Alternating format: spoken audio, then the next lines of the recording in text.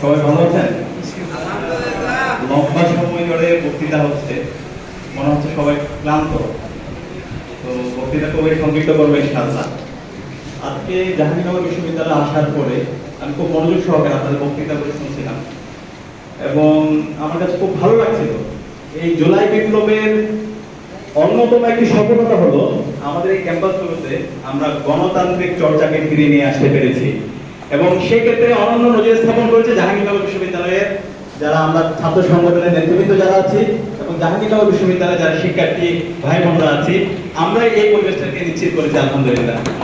তো আমি ধন্যবাদ জানাতে চাই জাহাঙ্গীরনগর বিশ্ববিদ্যালয়ের সকল ক্রিয়াশীল ছাত্র সংগঠন, সামাজিক সংগঠন, সাংস্কৃতিক সংগঠন এবং জাহাঙ্গীরনগর বিশ্ববিদ্যালয়ের শিক্ষার্থী ভাই এবং বোনদেরকে। এই জুলাই বিপ্লবে আমরা যখন গিয়েছিলাম আমাদের প্রত্যেকের পরিচয় ছিল আমরা মজলুম। আমরা জালেম হাসিনার বিরুদ্ধে ঐক্যবদ্ধভাবে লড়াই করেছি। আমাদের শহীদরা আমাদেরকে রাস্তা দেখিয়েছিল। আজকে আমাদের শহীদ পরিবারের সদস্য উপস্থিত আছে, আমাদের সকলের শ্রদ্ধাভাজন শহীদ শ্রাবণ গাজীর সম্মানিত পরিবার আঙ্কেল উপস্থিত আছে। আঙ্কেলের সাথে আলাপ করছিলাম। শহীদ শ্রাবণ মালয়েশিয়াতে পড়াশোনা করত। 16 জুলাই বাংলাদেশে এসেছিল। বাংলাদেশে আসার পরে বাংলাদেশে 16 জুলাই আপনারা জানেন সেদিন 6 জন ভাই শহীদ হয়েছিল। এরপর থেকে শহীদ শ্রাবণ আর বাসায় বসে থাকতে পারেনি। শহীদ শ্রাবণের কিন্তু কোটাও দরকার ছিল না। শহীদ শ্রাবণ যখন দেখতে পেলে এদেশের মানুষের কোনো অধিকার নেই, খুনি হাসিনা, জালেম হাসিনা এদেশের মানুষের সকল ধরনের অধিকারকে কেড়ে নিয়ে গেছে, শিক্ষার্থীদের যৌক্তিক আন্দোলনের উপর ন্যাক্কারজনক হামলা করছে, ছাত্রলীগের সন্ত্রাসীরা, গুন্ডারা আমাদের ভাইদেরকে, আমাদের বোনদেরকে রক্তাক্ত করছে, তখন শহীদ শ্রাবণ আর বসে থাকতে পারেনি এবং শহীদ শ্রাবণ আল্লাহর ডাকে সাড়া দিয়ে খুনি হাসিনার পেটোয়া বাহিনীর গুলিতে শহীদ হয়ে আজকে আমাদেরকে আজাদী এনে দিয়েছে। আজকে আমরা যখন শহীদ পরিবারের সাথে কথা বলি, শহীদ পরিবারের যখন প্রত্যাশাগুলো শুনি, এখন বর্তমান অবস্থা যখন তারা দেখতে পায় তাদের অনেক খারাপ লাগে। শহীদ আনাসের পরিবারের সাথে কথা হচ্ছিল, এর আগে আমি একটু শহীদ আনাসের চিঠিটা একটু আপনাদেরকে পড়াই শোনায় দিতে চাই, কারণ শহীদ আনাসের যে চিঠিটা সেটা আমরা অনেকে পড়েছি। সেই আনাসের চিঠির মধ্যে আমাদের অনেক কিছু আছে। শহীদ আনাস বলছিল, মা আমি মিছিলে যাচ্ছি, আমি নিজেকে আর আটকিয়ে রাখতে পারলাম না, সরে আপু যান, তোমার কথা অমান্য করে বের হলাম, স্বার্থপরের মতো ঘরে বসে থাকতে পারলাম না। আমাদের ভাইরা কাফনের কাপড় মাথায় বেঁধে রাজপথে নেমে সংগ্রাম করতে যাচ্ছে। যদি প্রতিবন্ধী কিশোর, 17 বছর বয়স্ক ল্যাংড়া মানুষ সংগ্রামে নামতে পারে, তাহলে আমি কেন বসে থাকবো? একদিন তো মরতে হবে। মৃত্যুর ভয় করে স্বার্থপরের মতো ঘরে বসে না থেকে যুদ্ধে নেমে গুলি খেয়ে বীরের মতো মৃত্যু অধিক শ্রেষ্ঠ। যে অন্যের জন্য জীবন উৎসর্গ করে সে প্রকৃত মানুষ। আমি যদি বেঁচে না ফিরি তবে কষ্ট না পেয়ে গর্বিত হোক, জীবনের প্রতিটি ভুলের জন্য ক্ষমা চাই।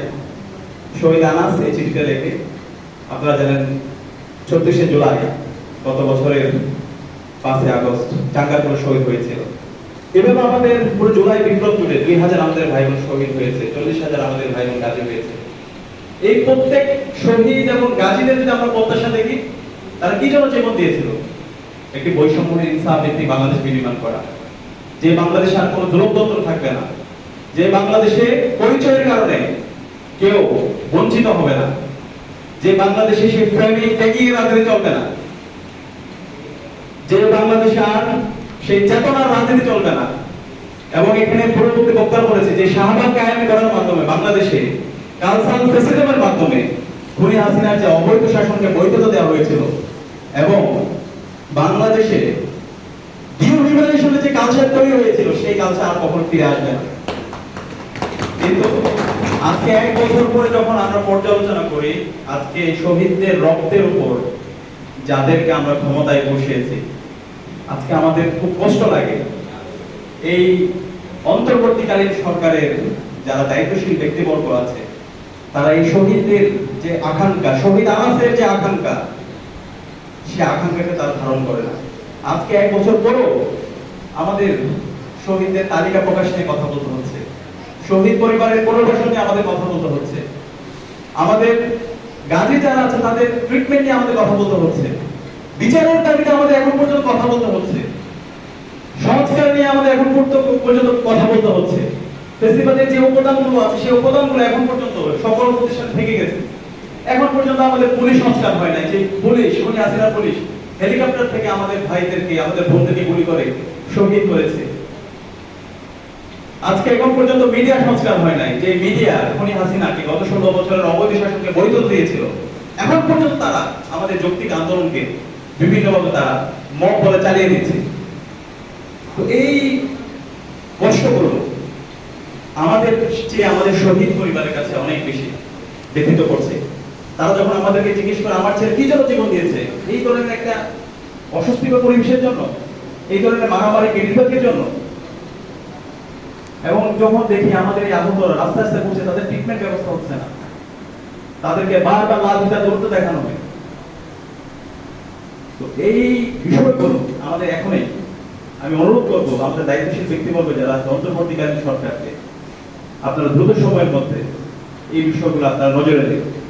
আমাদের শহীদদের যে আকাঙ্ক্ষা, আমার জুলাই যোদ্ধাদের যে আকাঙ্ক্ষা, বাংলাদেশের দীর্ঘদিনের সংগ্রাম লড়াই ফেসিবাদ বিরোধী আন্দোলনে যারা সহযোদ্ধা ছিল তাদের যে আকাঙ্ক্ষা, সেই আকাঙ্ক্ষার আলোকে আপনারা এই জুলাইয়ের ঘোষণাপত্র এবং জুলাইয়ের সনদ দেন। আমরা আশা করবো ইনশাআল্লাহ অন্তর্বর্তীকালীন সরকারের দায়িত্বশীল যারা আছে তাদের সে জায়গায় তারা দায়িত্বশীল আচরণ করবে। আর যদি এই জুলাই সনদ এবং জুলাই ঘোষণাপত্রে শুধুমাত্র একটি দলকে, একটি পক্ষকে যদি সুবিধা দেওয়া হয় এবং তাদের যে বয়ান, সে বয়ানকে এখানে নিয়ে আসা হয়, তাহলে জুলাইয়ের যে শহীদরা আছে, জুলাইয়ের যারা গাজীরা আছে, তাদের সাথে সুস্পষ্ট বিট্রয়াল হবে।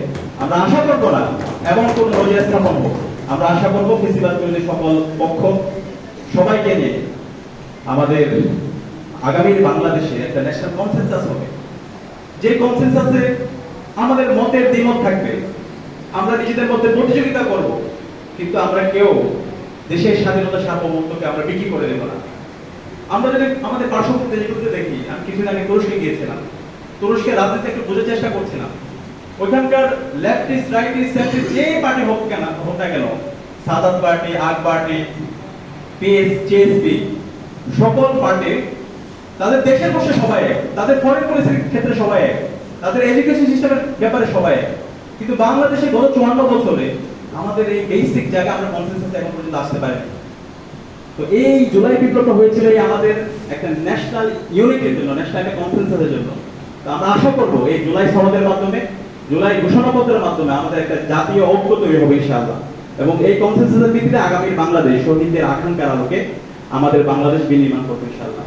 দ্বিতীয়ত আমাদের প্রত্যাশা, আমি সবসময় বলছি, আমাদের প্রতিটি ক্যাম্পাসে ক্যাম্পাসে ছাত্র সংসদ নির্বাচন হওয়া। এই জুলাই বিপ্লবের অন্যতম আকাঙ্ক্ষা হচ্ছে আমাদের প্রতিটি ক্যাম্পাসে ছাত্র সংসদ নির্বাচনের মাধ্যমে শিক্ষার্থীদের নির্বাচিত প্রতিনিধিরা ক্যাম্পাসে তারা নেতৃত্ব দেবে। বাংলাদেশে গত 54 বছর আমাদের ব্যর্থতার অন্যতম কারণ হচ্ছে আমাদের ছাত্র সংসদ নির্বাচনগুলো আমরা কার্যকর করতে পারিনি। তো আমরা আশা করব জাহাঙ্গীরনগর বিশ্ববিদ্যালয় ইতিমধ্যে তাফসীর ঘোষণা করেছে এবং অন্যান্য বড় বড় ক্যাম্পাসগুলো তাফসীর ঘোষণা করেছে। খুব দ্রুত সময়ের মধ্যে যে তারিখগুলো দেওয়া হয়েছে সেই তারিখ অনুযায়ী আমাদের ফ্রি ফেয়ার ক্রেডিবল একটা ইলেকশন সংগঠিত হবে এবং এর মাধ্যমে আগামী বাংলাদেশের ভাগ্য নির্ধারণ হবে ইনশাআল্লাহ। তৃতীয়ত আমি অনুরোধ করবো, আমাদের এখানে অনেকগুলো ছাত্র সংগঠনের নেতৃবৃন্দ উপস্থিত আছে। আমরা অনেক ক্ষেত্রে নিজেদের মধ্যে মতের দ্বিমত থাকে, আমরা নিজেদের মধ্যে ডিবেট করবো, পলিসি ডিবেট হবে, কনস্ট্রাকটিভ ক্রিটিক করবো, যেটা আজকে এখানে হচ্ছিল সমালোচনা। আমাদের অনেকগুলো বিষয় আমাদের বন্ধুবন্ধু ছাত্র সংগঠন আমাদেরকে ধরিয়ে দিচ্ছিল এবং সেগুলো আমরা খুব ভালোভাবে পজিটিভলি গ্রহণ করছি। কিন্তু এমন কোনো আমরা কাজ করবো না যে কাজের মাধ্যমে সেই খুনি হাসিনার যে বয়ান, ছাত্রলীগের যে বয়ান, শাহবাগের যে বয়ান, সে বয়ানটা আবার নতুন ভাবে রিইনস্টেট হয়। আমাদের খুব ব্যথিত করে যখন আমরা দেখতে পাই আমাদের বন্ধুবন্ধুরা কিছু ব্যক্তিগত স্বার্থ, কিছু ছোটখাটো স্বার্থের জন্য যখন ছাত্রলীগকে দায়মুক্তি নেওয়া হয়। ছাত্রলীগের মতো সন্ত্রাসীরা গত 16 বছরে বাংলাদেশের প্রতিটি ক্যাম্পাসে ক্যাম্পাসে হাজার হাজার শিক্ষার্থীদেরকে নির্যাতন নিষ্পেষণ করেছে। ইসলামী ছাত্র শিবিরের উপর ইতিহাসের পরিবর্তিত নির্যাতন সংঘটিত হয়েছে। 2009 সাল থেকে শুরু করে বাংলাদেশের প্রতিটি ক্যাম্পাসে ছাত্রলীগের সন্ত্রাসীরা আমাদের ভাইদেরকে শহীদ করেছে। আমাদের চট্টগ্রাম বিশ্ববিদ্যালয়ের শহীদ মুজাহিদুল ইসলাম ভাইকে কুপিয়ে তার চোখ উপড়ে করে ফেলেছিল। চট্টগ্রামের শহীদ সাকিব ভাইকে মেরে রক্তাক্ত করে তার চোখ উপড়ে ফেলেছিল। আমাদের জেআই দেহে সোহান ভাইকে মেরে তার চোখ উপড়ে ফেলেছিল। আমাদের বোর্ডের মধ্যে সিরাজ ভাইকে আবরার ফাহাদের মতো নির্মমভাবে হত্যা করা হয়। বোর্ডের মধ্যে আবরার ফাহাদকে শহীদ করা হয়। এভাবে প্রতিটি ক্যাম্পাসে ক্যাম্পাসে ঢাকা বিশ্ববিদ্যালয়ে হাজার হাজার শিক্ষার্থীদের উপর ছাত্রলীগের সন্ত্রাসীরা নির্মম নির্যাতন নিষ্পেষণ করে। এবং এই জুলাই বিপ্লবে ছাত্রলীগের সন্ত্রাসীরা খুনি হাসিনার পেট্রো বাহিনী আমাদের 2000 ভাই বোনকে শহীদ করেছে, 40,000 আমাদের ভাই বোনদেরকে পঙ্গু করেছে। আমরা যখন আমাদের বোনদেরকে নিয়ে হাসপাতালে যাচ্ছিলাম, আমাদের ভাইদেরকে নিয়ে হাসপাতালে যাচ্ছিলাম, সেখানে ছাত্রলীগের সন্ত্রাসীরা আমাদের বোনদের উপর, ইসরায়েলিরা যেভাবে ফিলিস্তিনিদের উপর বর্বরোচিত হামলা করে, সেভাবে তারা হামলা করে। সেই ছাত্রলীগকে কিভাবে আমরা এগুলো দায় মুক্তি দিয়ে দিই? ছাত্রলীগের এই অপকর্মের দায় কিভাবে আমরা শিবিরের উপর দিই? শিবির মজলুমের সংগঠন।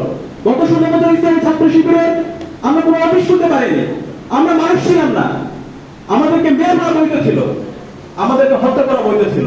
আমাদেরকে হত্যা করার পর আমরা বর্বরোচিত, আমরা তাদেরকে মিথ্যা দেখতে পেয়েছি এবং সেটাকে আমরা উৎসব করতে দেখতে পেয়েছি। কিন্তু আজকে আমরা, আমাদের খুব কষ্ট লাগে যখন এই ছাত্রলীগের, নিষিদ্ধ ঘোষিত ছাত্রলীগের সে অপকর্মের দায়গুলো আমাদের কিছু বন্ধুর প্রতি এবং কিছু কালচারাল ফেসিস্ট গ্রুপ, তারা সেই শিবিরের উপর মিথ্যা প্রপাগান্ডার মাধ্যমে তারা বিভিন্নভাবে ন্যারেটিভ তৈরি করার চেষ্টা করছে। আমি আপনাদেরকে অনুরোধ করবো, আমরা যেন বর্ডার লাইন ক্রস না করি। আমাদের বর্ডার ঠিক করতে হবে, আমরা কতটুকু যাব। আমরা এমন করে যেন আচরণ না করি যে আচরণের মাধ্যমে ফ্যাসিবাদীরা তারা আবার তাদের এই প্রপাগান্ডা টুল হিসাবে এগুলোকে ব্যবহার করতে পারে। আমরা যদি দায়িত্বশীল আচরণ করতে পারি, তাহলে ইনশাল্লাহ আগামীতে জুলাইয়ের শহীদরা যে জন্য জীবন দিয়েছে তাদের আকাঙ্ক্ষার আলোকে ইনসাফভিত্তিক বাংলাদেশ আমরা বিনির্মাণ করতে পারবো ইনশাল্লাহ। আমি আপনাদের উদাত্ত আহ্বান করাবো, জুলাইয়ের বিপ্লবের পরে আজকে বিশ্ববিদ্যালয়ে আমরা যারা শিক্ষার্থীরা আছে, আমরা এখন পর্যন্ত পাওয়ার টেবিল ফিরতে পারিনি। আমরা এখন ট্রমাটাইজ। সত্যিকার অর্থে এই ধরনের অসম প্রতিযোগিতা, নিজেদের মধ্যে কাদা ছড়ানো, এগুলো দেখতে দেখতে আমরা ক্লান্ত হয়ে পড়তেছি। একটা জাতি 54 বছর পরে আমরা ঐতিহাসিক একটা সুযোগ পেয়েছি, এত রক্ত দেওয়ার পরও, এত জীবন দেওয়ার পরও, এবং এই জুলাই বিপ্লবে আমাদের এত শহীদ, এত গাজী হওয়ার পরও আমরা যদি আমাদের এই বাংলাদেশটাকে এইবার বিনির্মাণ করতে ব্যর্থ হই, তাহলে এই বাংলাদেশ আমরা আর কখনো বিনির্মাণ করতে পারবো না। আমাদের পরবর্তী প্রজন্ম আমাদেরকে ক্ষমা করবে না। আমি উদাত্ত আহ্বান করবো, আমরা সকল মতের, সকল দলের, সকল পথের ফেসিবাদ বিরোধী আমরা যারা আছি, আমরা সবাই আমাদের কমন গোল নিয়ে, বেটার পারপাস নিয়ে, বাংলাদেশ প্রশ্নে জুলাইয়ের আকাঙ্ক্ষাকে দান করে আমরা ঐক্যবদ্ধভাবে আমাদের বাংলাদেশটাকে বিনির্মাণ করি। সে উদাত্ত আহ্বান জানিয়ে আমি আপনার কথা শেষ করছি। আসসালামু আলাইকুম।